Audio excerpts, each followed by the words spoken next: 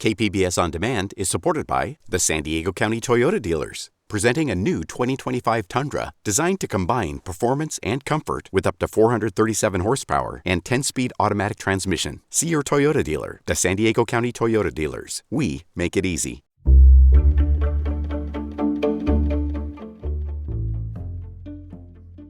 Good morning, I'm Debbie Cruz. It's Monday, April 17th. Why El Cajon wants to put a pause on county programs in their city.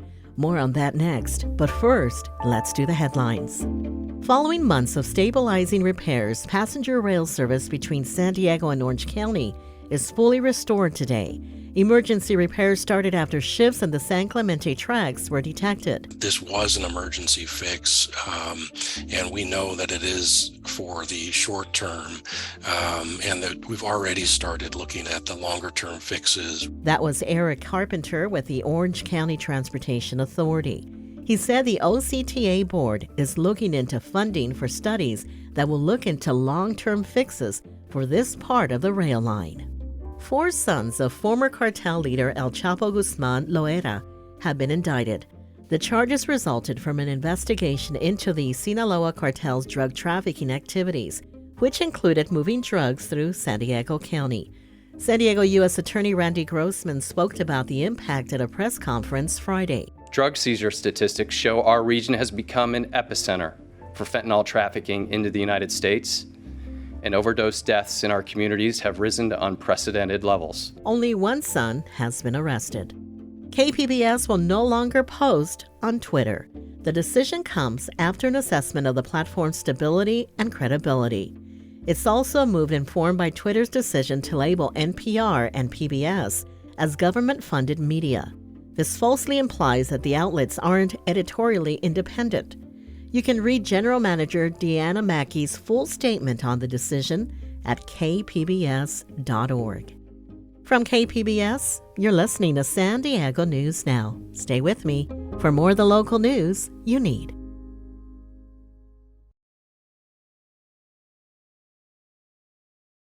KPBS On Demand is supported by Paint Care, offering households and businesses in California more than 800 leftover paint drop-off sites for recycling.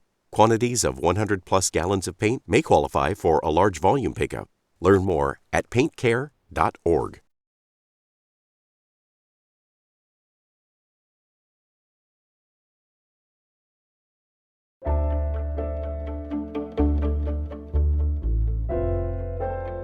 Police are still looking for victims of 2 registered sex offenders accused of raping minors at an El Cajon motel. The suspects were enrolled in a county program to help former inmates. Reporter Kitty Alvarado says El Cajon city officials want the program stopped, at least temporarily. 70-year-old Michael Inman and 34-year-old Lawrence Cantrell are registered sex offenders with GPS ankle monitors. They were placed in motels in San Diego and El Cajon by county contractor People Assisting the Homeless, or PATH, but both ended up in Cantrell's Motel 6 room in El Cajon. Police say about 5 days into their stay, a PATH employee called them to report a crime. These sex predators set up shop and started raping girls, young girls, in the hotel room that the county provided. That's Bill Wells, the mayor of El Cajon. He says police have identified and located a 16-year-old victim, but they're looking for more. They videotaped the entire process. It's disgusting. The men were charged with over a dozen felonies. According to jail records, some of the alleged victims were younger than 3. PATH declined an interview, but said in a statement they're continuing to work with law enforcement. Long before this incident, the city tried to pass ordinances that would force motels to change their business status from motel to shelter if most of their funding came from county programs. And then the state attorney general's office weighed in and threatened us with a cease and desist letter saying that we were violating fair housing laws. City officials say dozens have been arrested from county programs, but after these arrests, they've had enough. We've got to stop it now. This is madness. Steve Goebel is the deputy mayor of El Cajon. He says they're taking action, including a 90-day moratorium. We're going to start holding these operators, these contractors accountable in El Cajon. We're going to require them to have a special license. And if you don't fulfill the conditions of that license to protect everyone, then you can't do business in El Cajon. And the city is also holding a series of town hall meetings to discuss the issue and get ideas from residents like Richard Agundez Jr. He thinks people who work for PATH are trying to do the right thing. But is it thorough enough? I don't think so. And are there laws that are enforceable to keep something like this happening again? And that's the question many attending the meeting want answered, including council member Michelle Mitchell. And we're not getting answers from anyone. And I don't even know who to go to. I'm very frustrated. The county declined an interview, but in a statement said Inman and Cantrell were not a part of the homeless voucher program. They were in the county's Community Care Coordination Programs, or C3, that help people released from jail. The county says it's investigating the circumstances of Cantrell and Inman to better understand what happened and potential changes. They tout C3 as a success. The county's data states it decreased recidivism by more than 50%. Still, it appears city officials were not aware there was a separate program for former inmates. We were told 6 months ago that there weren't any criminals coming through this program. There certainly weren't any sex offenders. We can't look at the whole program like it's a horrible program and all bad things are happening there, because that's not true. That's Carrie Irwin. She runs a nonprofit drug rehab program that helps homeless people. She believes that you can be for both helping the most vulnerable and accountability, because even one victim is too many. We want to have zero. Let's open up our eyes and be more vigilant. After the interviews, we sent the city the information the county gave us, asking if this changed any of their plans. They sent a statement that reads in part, "The city of El Cajon is not going to argue over semantics. The city is moving forward with policy to protect our community." Wells says it's time to put differences aside and work together. I'm willing to put it all away and never shake a finger at anybody ever again if they would leave my city alone. Kitty Alvarado, KPBS News. The suspects, Inman and Cantrell, are scheduled to be in court again on April 27th.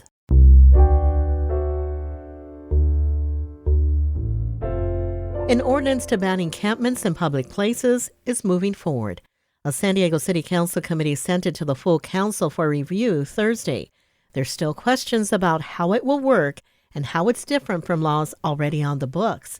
Reporter Matt Hoffman has more. Dozens of San Diegans spoke for and against a proposed ordinance to ban encampments on public property. In most cases, it would only be enforceable when shelter beds are available, but it would also outright ban encampments near schools, existing shelters, open spaces, and at a handful of city parks.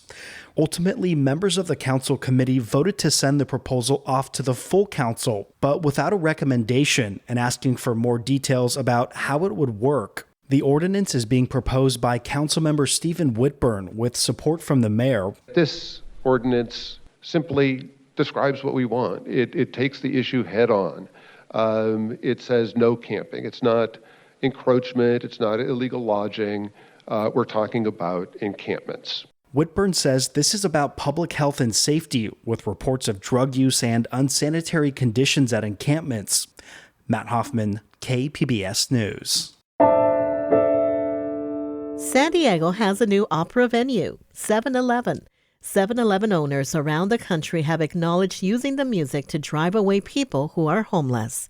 Reporter Katie Heisen visited the convenience stores to hear for herself. The speaker is outside the 7-Eleven. A man sleeps a few feet away.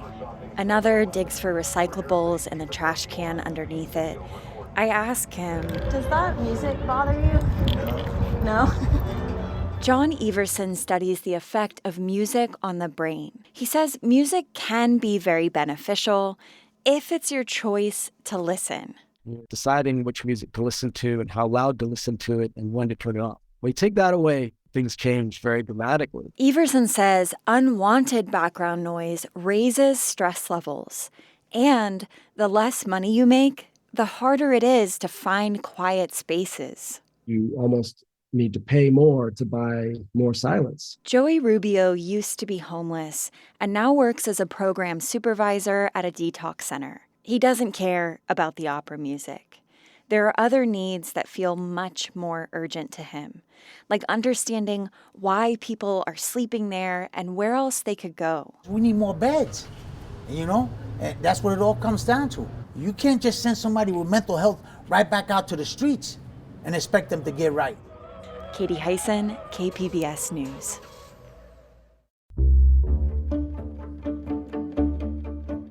Coming up, a new report says that home ownership grows as inflation grows. We'll have that story and more just after the break.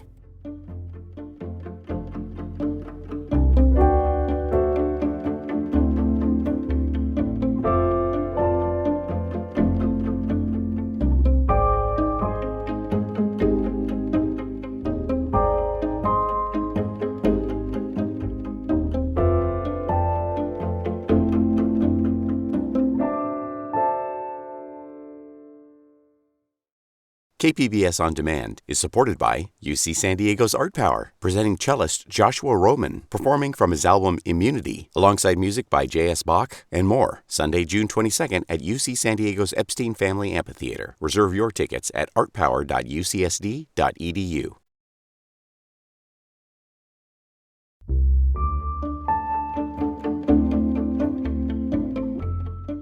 A study from UC San Diego shows that inflation fears has led to more home buying in European countries.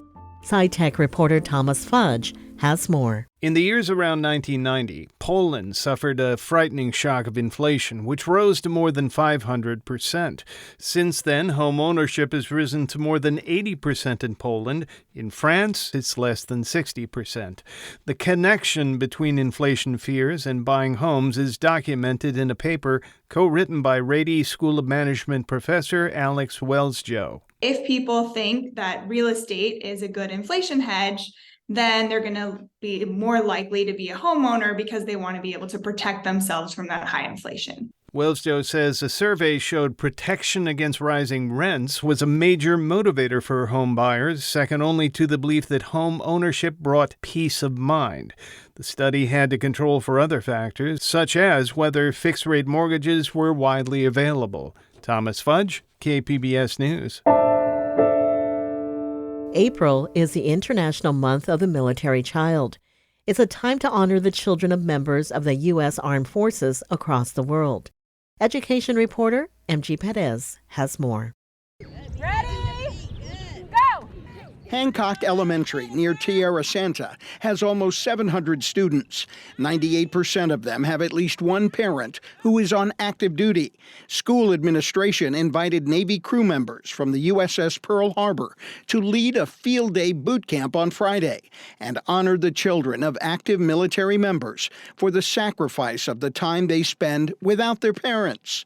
Lori Beeler is the school enrollment clerk and a military spouse herself. Our parents choose to be in the military. Our kiddos don't. And so we take a month to celebrate our kids, to celebrate who they are. They're unique. They're resilient. The boot camp gave students just a little taste of what a military job might be like. MG Perez, KPBS News.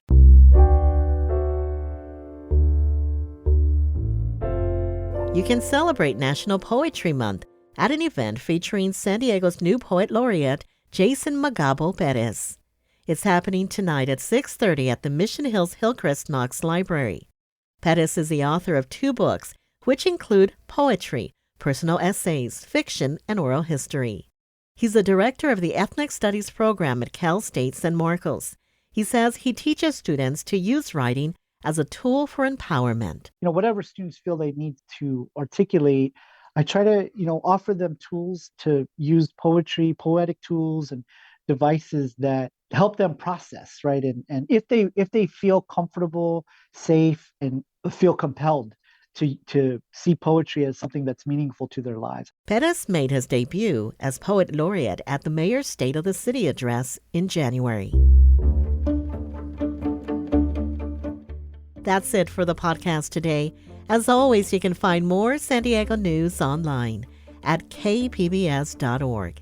Join us back here tomorrow for a profile of one of SDSU's first Black professors.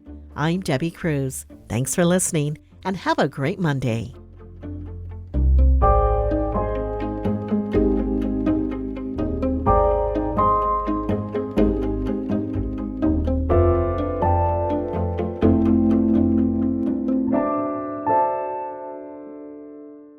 KPBS On Demand is supported by the National Conflict Resolution Center. Geopolitics, a divisive election year, and strained budgets are all topics that can create tension in the workplace. NCRC can help workplace leaders navigate polarizing issues with the Culture, Communication, and Conflict Certificate. More at ncrconline.com.